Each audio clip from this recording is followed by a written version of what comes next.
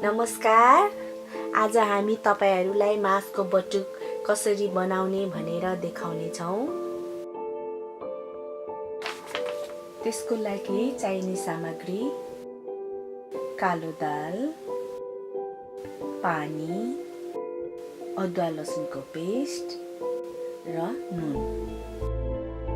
पहिला कालो दाल कम्तीमा 6 घण्टा अथवा रातभरि भिजाएर राख्ने। पल्ट त्यसलाई मजाले बोक्रा जाने गरी राम्ररी पखाल्नु पर्दछ।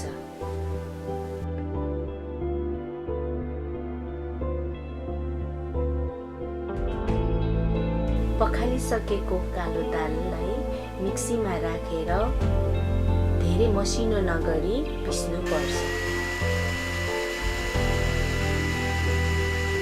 अनि यसको ब्याटर धेरै पातलो पनि हुनु हुँदैन। अब यो मिक्सचरमा मैले टेस्ट अनुसार नुन र अदुवा लसुनको पेस्ट राखेको छु। यो मिक्सचरमा तपाईहरुलाई टेस्टको लागि जिराको धुलो पनि राख्न सक्नुहुन्छ। अब कडाईमा तेल तताउने। तेल तातिसकेपछि लो हिटमा यसलाई बनाउनु स्टार्ट गर्ने। अब यसको बनाउने विधि हातमा पानी लगाएर गोलो गोलो बनाएर सानो पाल बनाएर बिस्तारै फ्राई गर्नुपर्छ। हिट भयो भने चाहिँ भित्र नपाक्न सक्छ। लो हिटमा पकाउँदाखेरि चाहिँ भित्रसम्म राम्ररी पाक्छ।